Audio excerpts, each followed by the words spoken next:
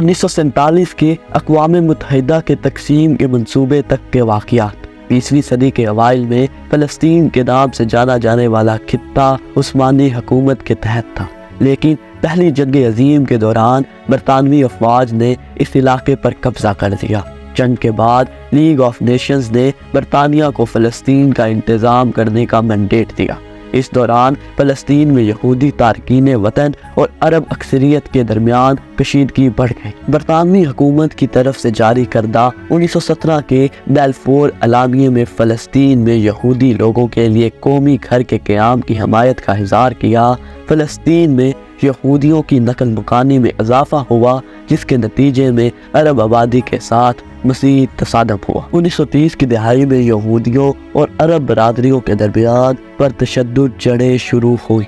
برطانوی حکام نے کنٹرول برقرار رکھنے کے لیے جدوجہد کرتے ہوئے صورتحال سے نپٹنے کے لیے کئی منصوبے تجویز کیے، لیکن کوئی بھی تنازع کو حل کرنے میں کامیاب نہ ہو سکے۔ 1948 میں ریاست اسرائیل کا اعلان اور عرب اسرائیل جنگ شروع ہوئی۔ 1947 میں اقوام متحدہ نے یروشلم کے لیے ایک بین الاقوامی انتظامیہ کے ساتھ فلسطین کو علیحدہ یہودی اور عرب ریاستوں میں تقسیم کرنے کا منصوبہ پیش کیا۔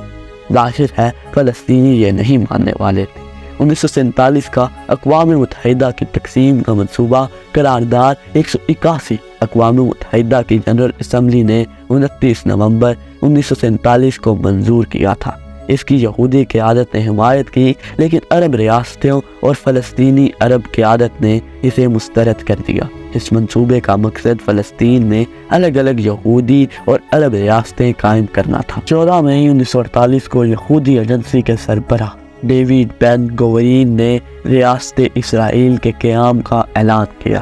اس اعلان نے فلسطین میں برطانوی مینڈیٹ کے خاتمے کی نشاندہی کی۔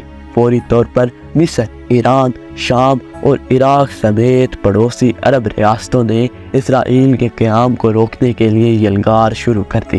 اس سے 1948 کی عرب اسرائیل جنگ کا آغاز ہوا، جسے عرب دنیا میں جنگ آزادی یا نکبہ تباہ بھی کہا جاتا ہے۔ یہ جنگ 1949 تک جاری رہی اور اس کے نتیجے میں اقوام متحدہ کی ثالثی میں جنگ بندی ہوئی۔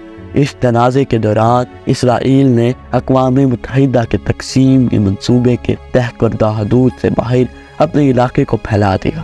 یہودی افواج نے مجوزہ عرب ریاست کے لیے مقدس زمین کے ایک اہم حصے پر کنٹرول کر لیا، جبکہ ایران اور مصر نے بالتریب مغربی کنارے اور غزہ کی پٹی پر قبضہ کر لیا۔ جنگ بندی کے معاہدے اور اسرائیل کی سرحدوں کا قیام۔ 1948 کی عرب اسرائیل جنگ کے بعد اسرائیل اور اس کی ہمسایہ عرب ریاستوں بشمول مصر، اردن، شام اور لبنان کے درمیان جنگ بندی کے معاہدے پر بات چیت ہوئی۔